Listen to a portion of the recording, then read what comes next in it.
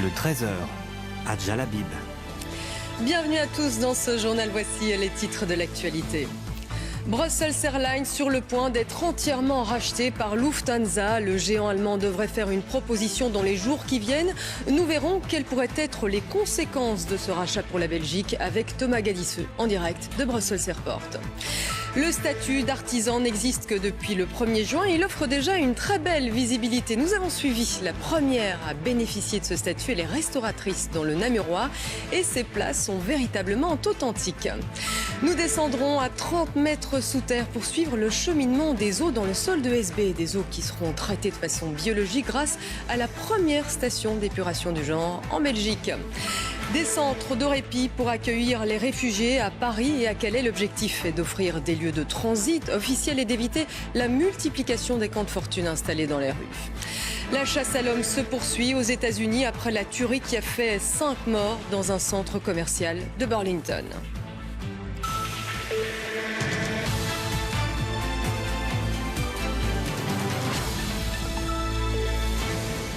Bonjour à tous. La Belgique est-elle sur le point de perdre Brussels Airlines, le reliquat de la défunte Sabena? C'est en tout cas ce qui se trame en coulisses. La Lufthansa serait sur le point de remettre une offre pour racheter l'ensemble des parts de Brussels Airlines. Une date est déjà fixée, le 28 septembre, mercredi prochain. Alors, quelles conséquences ce rachat aura-t-il sur la compagnie? Élément d'explication avec Iman Messoudi. Brussels Airlines ne pourrait bientôt plus être une histoire belge. Le géant allemand Lufthansa peut racheter notre compagnie aérienne. La décision est attendue pour ce mercredi 28 septembre. Ce n'est pas la première fois qu'un rapprochement est évoqué entre les deux compagnies aériennes. Les Allemands de Lufthansa possèdent déjà 45% de la compagnie belge. Et à croire un expert en aéronautique, ce potentiel rachat est une bonne chose. Une des réalités que va nous amener Lufthansa, c'est la réduction notoire des coûts d'exploitation. Lorsque nous achetons des avions et que nous pouvons en acheter dans le cadre d'une très grande commande, comme Lufthansa est capable de le faire, nous aurons des remises considérables. C'est une structuration qui me semble tout à fait positive pour le développement du transport aérien belge sur le moyen et sur le long terme. Face au géant allemand Lufthansa, Brussels Airlines est un petit pousset. Lufthansa possède 600 avions, les Belges moins de 50. Lufthansa, c'est 120 000 employés pour 3 400 chez Brussels Airlines. Les différences dans les chiffres d'affaires et le nombre de passagers est également gigantesque. Au printemps dernier, ce rachat était vu d'un bon œil par le papa de la compagnie belge. Nous avons construit pendant 12 ans un successeur à la Sabena qui est connu en Afrique, qui est connu en Belgique. Il ne faut pas perdre, c'est un atout. Ce n'est pas l'intérêt de Lufthansa de le perdre. Comment est-ce qu'on peut garder cet atout tout en s'intégrant dans un plus grand ensemble? C'est exactement ça que nous regardons. S'intégrer dans un grand ensemble sans perdre l'âme de la compagnie, un défi de taille pour Brussels Airlines, qui, sauf surprise, sera bientôt intégré au sein de l'allemand Lufthansa. Alors, pour l'instant, il n'y a pas beaucoup d'informations qui filtrent. Le moment est délicat. On négocie, même si Thomas Gadisseux, on sait que SN n'a en réalité pas vraiment de marge de manœuvre. La marge de manœuvre est petite en effet car ce rachat est à l'agenda depuis des mois. Cela a été retardé à cause des attentats de Bruxelles et la mise à l'arrêt de l'aéroport national. En fait, depuis 15 ans, Brussels Airlines n'a été bénéficiaire qu'une seule année. C'était en 2015. Du coup, elle s'est endettée, elle a dû emprunter et c'est ce qu'elle a fait aux Allemands de la Lufthansa. Résultat, la compagnie allemande a ce qu'on appelle une option d'achat sur Brussels Airlines. Cela veut dire qu'elle a une priorité pour racheter l'ensemble des actions. Cette option d'achat court encore durant quelques mois jusqu'en juin 2017. C'est pour ça que ça bouge maintenant. Les Allemands pourraient passer en force, mais ils veulent une solution négociée, notamment avec les actionnaires historiques belges. Alors justement, parmi ces actionnaires, il y a bien sûr Virgin, mais une multitude de petits actionnaires historiques belges et Brussels Airport, l'aéroport où vous vous trouvez actuellement. Thomas, alors quelles conséquences pourrait avoir ce rachat pour eux ? La crainte, c'est que Brussels Airlines ne parte pour une bouchée de pain. Au-delà du prix, l'autre crainte, c'est l'ancrage local. La direction et les actionnaires belges veulent garder la marque de fabrique Brussels Airlines, mais ils veulent aussi que l'implantation reste en Belgique. On y verra plus clair sur ces éléments mercredi. En fait, la question n'est plus de savoir si Brussels Airlines va être racheté par les Allemands, la Lufthansa. La question de savoir c'est quand et surtout à quel prix. Merci Thomas Gadisseux en direct de Bruxelles Airport. On en parle depuis plusieurs jours. Les rumeurs de restructuration chez ING se précisent. Un conseil d'entreprise extraordinaire a été convoqué pour le 3 octobre prochain. Les syndicats craignent de nouvelles pertes d'emplois au sein de la filiale belge de la banque néerlandaise.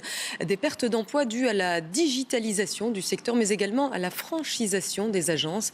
ING, c'est actuellement 9000 emplois en Belgique. Alors que la Wallonie cherche encore à combler les trous de son budget 2017, les négociations devraient d'ailleurs se poursuivre encore ce week-end. La Flandre a bouclé cette nuit le sien et il est à l'équilibre, a annoncé fièrement le ministre-président Geert Bourgeois. Le budget sera présenté lundi au Parlement flamand et il prévoit des investissements dans les domaines de la santé, de l'éducation et de la recherche. Les médias peuvent-ils influencer un procès d'assises? En marge de l'affaire Westphal, voici des témoignages rares. Plusieurs jurés de cour d'assises ont accepté de raconter leur vécu. Pression médiatique, manque d'expérience. Ils portent un regard critique sur cette épreuve qui a marqué leur vie. Des témoignages recueillis par Valentin Boisgelot et que vous pourrez revoir d'ailleurs dans le magazine 7 à la une tout à l'heure. Béatrice m'accueille chez elle. Cette prof, simple citoyenne, a condamné un homme à une vingtaine d'années de prison. Un procès bien moins médiatisé que l'affaire Westphal. Et pourtant... On m'a dit de quel procès il s'agissait, mais en 2 mots, j'avais le nom de la personne. Qu'est-ce que j'ai fait? J'ai été sur Internet, j'ai tapé le nom, j'ai essayé de retrouver et j'ai su un petit peu, mais pas grand-chose. J'ai appris tout ça, j'ai découvert tout ça sur les lieux. Tandis qu'ici, on entend la famille de M. Westphal, on entend la famille de Véronique Piroton. Ben, pour la sœur et la tante, bien évidemment, il est condamné, c'est lui qui a fait le coup. Et on lit de tout dans les journaux, mais moi je lis. Mais les jurés, ils ont déjà entendu tout ça. Donc je pense qu'il y a déjà des personnes qui se sont fait un peu leur opinion. Avant même le procès. Avant le procès. Pour éviter toute influence des médias, il est demandé aux jurés de ne pas consulter la presse, éviter à tout prix la télévision et les journaux. Des règles qui en pratique sont difficiles à respecter. Mais dans les jurés, il y avait des gens qui venaient... Moi je venais en voiture à Liège, mais il y a des gens qui venaient en train. Ben, dans le train, ils prenaient le journal. Ils arrivaient avec un journal. Mais c'est presque... Enfin, c'est humain, je vais dire. On en parlait entre nous et parfois on lisait un peu ce qu'il y avait dans les journaux. Et parfois ça peut influencer justement. Ça peut influencer. Et je pense qu'il y a des gens qui étaient dans le cas. Les jurés semblent donc dans certains cas influencés par les médias. Et plus une affaire comporte de zones d'ombre, plus la presse s'en empare et sème le doute dans l'esprit des jurés. Depuis le 1er juin, les artisans peuvent bénéficier d'un statut légal. Alors pour cela, ils doivent passer devant une commission qui doit reconnaître le caractère authentique de leur activité. Une épreuve, certes, mais qui en vaut la chandelle car le statut officiel offre une belle visibilité. Maxime Binet a rencontré à Avlanches, dans le Namurois, la première restauratrice qui a obtenu ce statut d'artisan. Depuis 4 ans, Karine Burton travaille seule dans cette cuisine. Au milieu de ses casseroles et derrière ses fourneaux, la chef a toujours qualifié ses plats d'authentiques. Une cuisine traditionnelle et dont la truffe en est l'ingrédient principal. C'est un tagine de truffe où on a un écrasé de pommes de terre à la truffe, piqué de foie gras et truffe entière. Un artisan, quel qu'il soit bijoutier, qu'il soit ébéniste, il va partir d'un produit brut. Et ce produit brut, il va en faire quelque chose qui va devenir un produit final. Et donc l'artisanat, que ce soit sur un ébéniste, un bijoutier qui va partir d'un métal brut, ou moi en cuisine qui va partir de produits bruts, on va créer quelque chose qui va devenir un produit final pour un client. Le monde de la gastronomie, c'est pour beaucoup un voyage. Un voyage qui nous amène ici en Provence, dans le sud de la France. Les traditions sont souvent remises au goût du jour, alors pour ses clients, cela va de soi, leur place c'est de l'artisanat. C'est de l'artisanat et ça doit le rester. Il faut connaître ses produits, il faut pouvoir les manager au fur et à mesure des saisons et au fur et à mesure des produits qui sortent en fonction des saisons. Donc ça reste de l'artisanat, oui, tout à fait. La présentation de ce que j'ai déjà reçu et qui va continuer, je suppose. C'est la première fois qu'on vient, mais on est épatés. Pour être reconnu comme tel, le prétendant artisan doit répondre à une série de critères et de conditions. Il doit employer moins de 20 travailleurs, axer son savoir-faire sur la qualité, la tradition qui entoure son produit, mais aussi sur l'innovation qu'il apporte. Au final, Karine a dû défendre sa candidature devant une commission chargée de départager l'ensemble des intéressés. La commission, on leur rend d'abord un dossier complet expliquant ce que l'on fait, comment on le fait, comment on travaille. Et au-delà de ça, on va sur place, on se retrouve face à plusieurs personnes. Et là, c'est vraiment toute une série de questions de détails quant à l'origine des produits, la manière dont ils sont travaillés. En général, il faut attendre plus de 2 mois avant que cette commission rende son avis et ainsi afficher cette reconnaissance aux yeux de tous. L'objectif recherché est d'accroître la visibilité de ceux qui peuvent prétendre à ce statut légal d'artisan. Depuis le mois de juin, plus de 190 professionnels ont obtenu ce titre un peu partout en Belgique. La place du Grognon à Namur, c'est le centre historique de la ville. Depuis 1973, il n'y a plus aucune habitation. Les projets se sont succédés sans vraiment aboutir, mais cela va changer. Un ensemble immobilier et un parking souterrain vont bientôt voir le jour. Les travaux ont commencé, des travaux suivis de très près, car l'endroit est marqué par 10 000 ans d'occupation humaine en continu. Alors pas question de creuser à l'aveugle. Michel Toussaint. Les pelleteux sont en action depuis quelques jours déjà. Le chantier du Grognon à Namur doit se dérouler rapidement, surtout dans la phase actuelle de pose de nouvelles canalisations et de câblage divers. Alors le service des fouilles archéologiques de la Wallonie doit suivre au plus près. On ne peut en tout cas pas retarder le chantier de plus d'une demi-heure. Donc c'est fixé dans un protocole d'accord. Et donc on a un temps d'intervention qui est assez variable. Ça va de quelques heures à parfois plusieurs jours pour certaines portions de tranchées. Alors, fini la technique habituelle du relevé manuel sur papier millimétré, où chaque élément sont dessinés. Place à l'appareil photo. Donc ici, ce qu'on a privilégié, c'est l'utilisation d'une technique qu'on appelle la photogrammétrie, et qui en fait permet de reconstituer les vestiges en 3 dimensions, mais sur base de photos en 2 dimensions. Rien que pour cette tranchée, il faut près de 900 clichés. Et c'est ici, au service géomatique, que le logiciel informatique recrée le lieu en 3 dimensions. On peut revenir 10 ans après, refouiller au même endroit, on va retomber sur les mêmes éléments s'ils n'ont pas été détruits. Donc. Ça, ici, dans ce cas-ci, voilà, on a une image de quelque chose qui n'existera plus bientôt. Oui, c'est ça. Donc ça va disparaître et donc, je veux dire, pour les générations futures, ça sera toujours présent. Mais ils le verront en 3D, ce qui est nettement appréciable. Un relevé classique de ce genre de tranchée, on en a pour un jour ou 2, on va dire. Le relevé photogrammétrique prend, on va dire, 1 heure. Voilà. Avec un défaut, c'est que sur le dessin, on a des annotations, ce qu'on n'a pas sur la photogrammétrie. Donc ça, c'est quelque chose sur lequel on travaille pour pouvoir rendre la technique tout à fait opérante sur le plan archéologique. Cela fait des années que l'on fouille la place du Grognon à Namur. C'est un gisement extraordinaire selon les archéologues. Rares sont les endroits qui offrent la possibilité d'analyser 10 000 ans de présence humaine. Chaque élément retiré du sol a donc son importance. On voit par exemple la céramique d'importation, ici sigillée au IIIe siècle, faïence d'Andenne qui arrive par la Meuse sur le port de Namur, par ces rivières. On a la faune aussi, la consommation, on voit ce qu'ils mangent au XVIIIe, ce qu'ils mangent au IIIe siècle. Tout ça nous apprend la vie des gens du quartier du Grognon. Malgré la technique de photogrammétrie, on arrive encore à sortir du matériel. C'est une technique de relevé, ça n'empêche rien au niveau de la fouille. Au contraire, le temps qu'on gagne par la rapidité de ces relevés permet de se consacrer encore plus, quelque part, à la collecte de matériel, à la réflexion sur les structures. L'administration de la région mettra bientôt ses relevés photogrammétriques sur son site web. Tout le monde pourra alors découvrir la réalité virtuelle de l'archéologie moderne. La compagnie intercommunale liégeoise des eaux vient d'investir 31 millions d'euros dans la construction d'une station de traitement biologique. Cette station, unique en Belgique, traitera les eaux venant de OSB, des eaux fortement imprégnées de nitrates en raison de l'activité agricole et de l'urbanisation massive.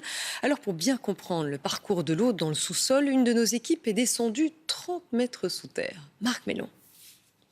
Lorsqu'il pleut sur les terres de SB, une partie de l'eau est absorbée par les végétaux.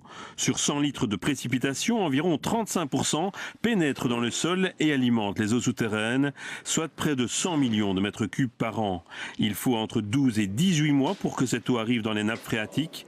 C'est exceptionnel, nous sommes descendus dans les installations de la compagnie intercommunale liégeoise des eaux pour atteindre la nappe de captage où 45 km de galeries ont été creusées. Les sous-sols, de manière historique, contiennent soit des minéraux naturels, soit se sont chargés avec des molécules utilisées par les personnes au cours du temps, par exemple les produits phytosanitaires. Donc en descendant au travers du sous-sol, elle va se charger en minéraux comme le calcium, mais également va rencontrer sur son parcours des nitrates ou des pesticides. L'activité humaine a un impact sur la qualité de l'eau du robinet. Le particulier pulvérise et les agriculteurs cultivent les parcelles de manière intensive. Les exploitants agricoles ont l'obligation de planter des engrais verts. Ce sont en fait des pièges à nitrates. Et grâce à la recherche, aujourd'hui les agriculteurs apportent aux plantes les produits dont elles ont besoin. Nos grands-parents, nos parents... Je ne veux pas dire que l'azote était gratuit, loin de là, parce que bon, tout s'achète. Mais ils ne savaient pas la quantité... la bonne quantité à apporter pour la plante. Aujourd'hui, on est capable de dire, voilà, il faut mettre autant d'unités d'azote sur une céréale, autant d'unités d'azote pour une betterave, autant d'unités d'azote pour une carotte ou pour quoi que ce soit. Pour être maître de la situation et respecter les recommandations de l'Organisation mondiale de la santé, la CIL vient d'investir à Anse dans une toute nouvelle station de traitement biologique des nitrates. Grâce à un prêt d'argent de la Banque européenne d'investissement, la CIL a pu injecter au total 171 millions d'euros. Et malgré ses engagements financiers, la CIL précise à ses 600 000 consommateurs que le prix de l'eau ne connaîtra pas d'augmentation en 2016 et 2017. Restez avec nous dans la suite de ce journal. Nous irons jouer une partie de jeu de fer à Tournai où se tient le grand tournoi annuel. L'occasion aussi de se pencher sur ce jeu probablement né dans le nord de la France il y a plus d'un siècle.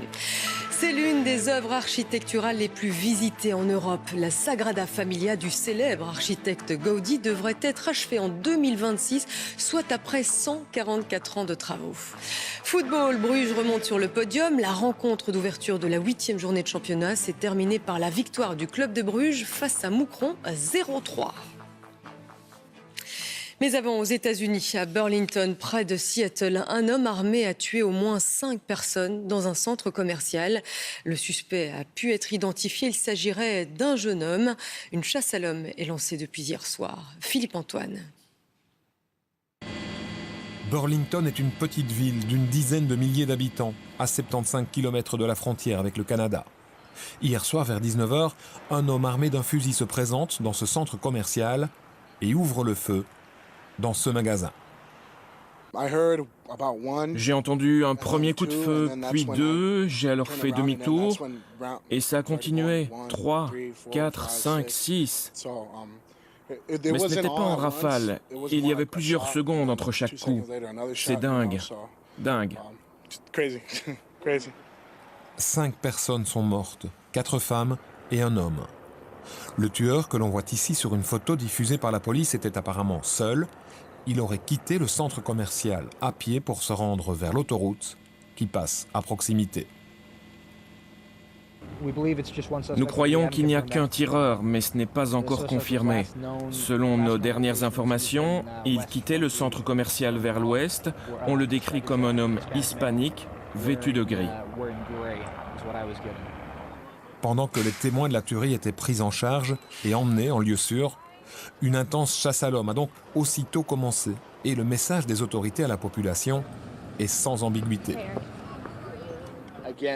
Soyez prudents, restez chez vous, en sécurité. Si vous voyez quelque chose, prévenez-nous, mais restez enfermés à l'intérieur de votre maison jusqu'à ce que l'homme soit arrêté. Pour l'instant, les autorités ignorent les raisons de cette tuerie. Le FBI a fait savoir qu'il ne disposait en tout cas d'aucune information relative à une attaque supplémentaire dans l'État de Washington. La ville de Paris ouvrira dans quelques jours un camp pour migrants situé au nord de la capitale, dans le 18e arrondissement. Il accueillera 400 hommes seuls. D'ici le mois de décembre, un autre camp sera inauguré dans le Val-de-Marne pour les femmes et les enfants. Celui-là, l'objectif est d'offrir des lieux de transit officiels aux migrants. Esmeralda Labi. Dernier coup de pelleteuse, mise en place des couches d'étanchéité. D'ici 15 jours, ce site deviendra un camp officiel et reconnu d'accueil aux migrants. Un camp de transit pour les hommes uniquement. Ce dispositif de premier accueil, il va accueillir une structure gonflable qui est le pôle accueil, dans lequel tout le monde pourra se présenter. un pôle santé là-bas qui sera construit avec des containers maritimes réaménagés. Et dans la halle qu'on a derrière nous, il y a le centre d'hébergement qui permettra à 400 personnes de dormir ici pour 5 à 10 jours et d'être accueillies de façon raisonnable et généreuse. La ville de Paris veut éviter ceci. La multiplication des camps de rue installés ça et là en bord de Seine, sous les ponts, dans les parcs. Ça fait mal au cœur de les voir comme ça dormir dehors, notamment des familles avec des enfants. C'est sûr que moi je dirais à ceux qui en ont beaucoup, arrêtez d'en faire, vous ne pouvez pas les nourrir. Mais maintenant qu'ils sont là, il faut gérer. Plusieurs camps de rue ont été évacués, parfois de force, avec promesse de relogement dans de meilleures conditions. L'opposition estime que le gouvernement veut créer un nouveau Calais, voire inciter à l'immigration économique.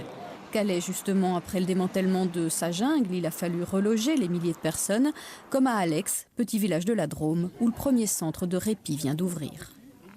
Nous avions un devoir d'humanité. Il y a des hommes et des femmes qui ont subi des sévices pour certains d'entre eux et ils ont besoin d'un temps de repos, un temps de répit. Le répit est toutefois théorique car dans chaque village ou presque les mêmes inquiétudes d'habitants mis devant le fait accompli. On nous a obligés à les prendre. Donc après on verra bien comment ça va se passer. Mais bon, dans un premier temps, vu qu'on nous oblige à faire les choses, on n'est quand même pas content.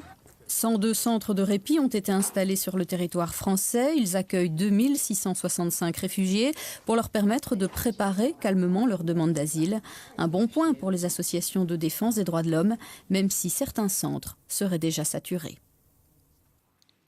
Le nombre de réfugiés qui se trouvent à Paris ou à Bruxelles est sans commune mesure par rapport au nombre de réfugiés qu'accueille actuellement la Grèce. Ils sont à peu près 50 000, des Syriens, des Irakiens pour la plupart, qui attendent un accueil hypothétique dans un autre pays européen. Sur place, beaucoup d'ONG, mais aussi à leur côté des jeunes bénévoles qui décident de donner de leur temps pendant leurs vacances.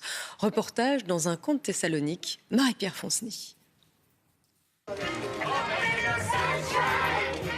Nous sommes dans le camp de Nea Kavala, à une vingtaine de kilomètres de Thessalonique. Il est 10h du matin. Avant la classe, les enfants dansent, animés par des volontaires d'une association allemande. Ils viennent des 4 coins d'Europe. Je pense que la musique, c'est un médicament pour ces enfants. Et tous les jours, c'est une image merveilleuse de voir ces enfants danser et aimer, s'exprimer. J'adore ça.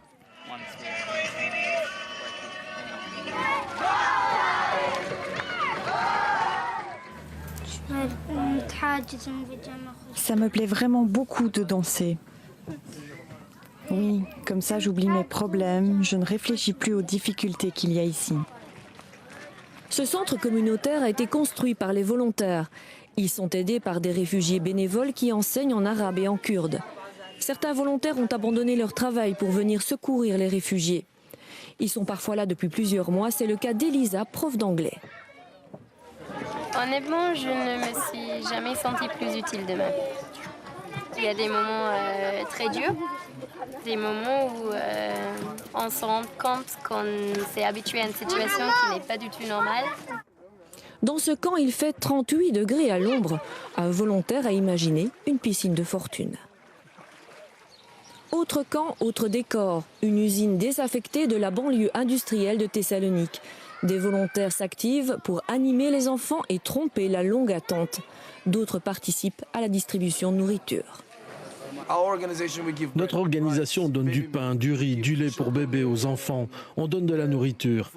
Mais si on n'était pas là, qui donnerait de la nourriture ou des chaussures? Ceux qui parlent directement avec les gens, qui les consolent quand ils pleurent, ce sont les volontaires. Donc oui, en fait, leur support est crucial.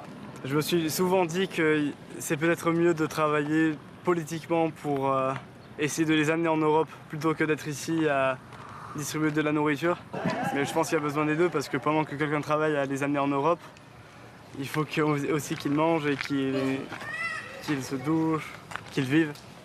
Donner de son temps, de ses vacances, c'est surtout donner un peu d'humanité. Et ici, les réfugiés en ont bien besoin. Connaissez-vous le jeu de fer? À Tournai depuis plus d'un siècle, c'est le jeu local par excellence. On joue avec des palets en acier sur une table qui ressemble un peu à une table de billard avec à l'extrémité un pont et 5 broches de cuivre, mais je ne vous en dis pas plus. Démonstration avec Sarah Hendricks. Au jeu de fer, il faut se concentrer. 2 équipes de 2 joueurs s'affrontent sur ces longues tables polies. À l'aide de leur queue de billard biseautée, ils poussent des palets de fer qui glissent comme au curling pour s'approcher au plus près d'une sorte de cochonnet.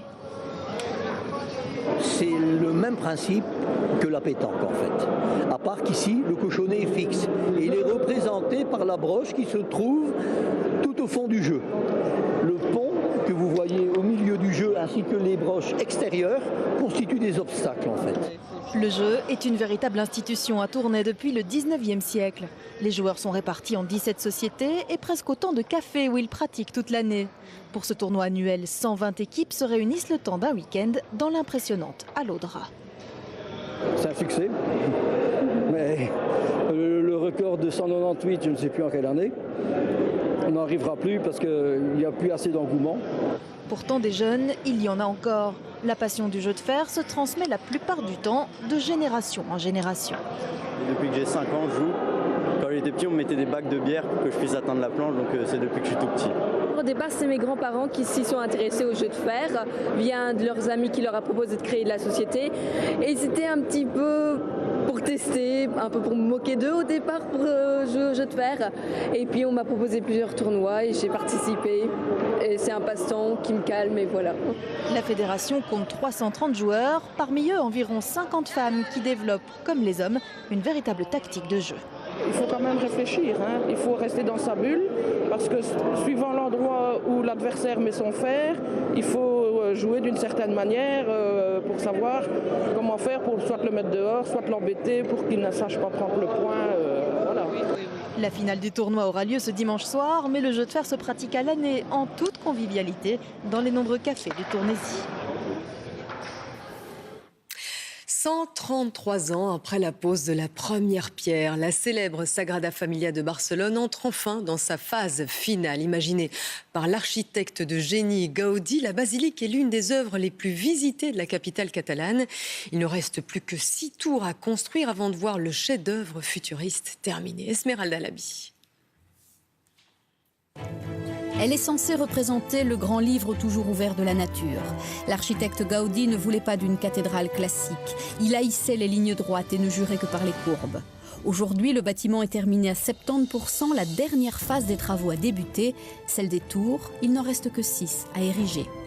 On construit les tours comme s'il s'agissait d'un mécano avec des grandes pièces de pierre emboîtées. La plus grande de ces nouvelles tours culminera à 172 mètres. Elle fera de la Sagrada Familia la plus haute structure religieuse d'Europe. Un bâtiment financé exclusivement par les dons et les droits d'entrée des touristes, 20 € par personne. C'est impressionnant de la voir. Magnifique, énorme. Synthèse de néo-gothique, d'art nouveau et d'éléments orientaux, la Sagrada Familia attire autant qu'elle repousse. L'écrivain George Orwell trouvait que c'était le bâtiment le plus hideux du monde. Consacré en 2010 par le pape Benoît XVI, le temple expiatoire sera terminé en 2026 sans que l'on sache combien il a vraiment coûté. Football, hier soir, le club de Bruges a remporté les 3 points chez des Moucronois courageux, mais cela n'a pas suffi. Les hommes de Glenn de Boek se sont inclinés 0-3. Un match dans lequel le Brugeois Yelvosen a inscrit son 100e but en division 1 belge. Damien Trefoy.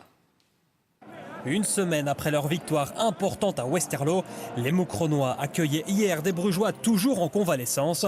L'occasion idéale pour les hommes de Glenn de Boek de poursuivre sur leur lancée. Malheureusement pour les Hurlus, les champions en titre semblent sortis de leur mini-crise. 6 minutes de jeu à peine et Yelvosen fait déjà trembler les filets de Wagner. Mais son but est annulé pour une position de hors-jeu difficile à voir sur cette image. Mais ce n'est que partie remise pour les Blauenzwart. 20e minute, un Izquierdo bien esselé reprend un centre de Timmy Simons. Cette fois, pas de hors-jeu, le club de Bruges mène 0-1. Ce but aura eu le don d'enflammer les supporters brugeois qui ont craqué quelques fumigènes. La rencontre sera même suspendue durant 5 minutes par M. Lambrecht. Ce sera le dernier moment fort de cette première mi-temps. On a repris depuis 10 minutes en seconde période lorsque la défense moucronoise se montre une nouvelle fois approximative. La suite, ça va très vite. Van Aken sert Izquierdo qui s'en va tromper Wagner pour la 2e fois de la soirée. Une fois de plus, c'est une erreur individuelle qui condamne les Hurlus. Quand tu prends une bête but de nouveau le 2e que tu donnes, que les têtes des joueurs ils vont se baisser. Et après ce deuxième but, pendant 15 minutes, je pense, Bruges pouvait terminer le match. Il faudra finalement attendre 20 minutes de plus pour assister au 0-3 des pieds de Jelle Vossen. Le buteur brugeois qui en profite par la même occasion pour planter son 100e but de sa carrière en Division 1, mais qui n'est pas encore rassasié. Je pense que je devais marquer encore plus de buts, mais ok, c'est important de continuer sur la bonne route et j'espère que ça va continuer les prochaines semaines. Le club brugeois semble relancer après une période délicate, tandis que du côté moucronois, c'est surtout le match de la semaine prochaine à Eupen qui sera déterminant pour la suite du championnat. Coup d'œil sur la météo, et bien un vrai temps estival cet après-midi avec du soleil et des températures comprises entre 20 et 25 degrés. Profitez-en. Vos prochains rendez-vous de l'information, et bien c'est à la une à 18h30 et d'ici là, n'hésitez pas à consulter notre site internet www.rtbf.be/info et pour vous informer ou pour avoir ce journal, et bien cliquez sur Ovio. Voilà, bon appétit si vous passez à table et à ce soir 19h30.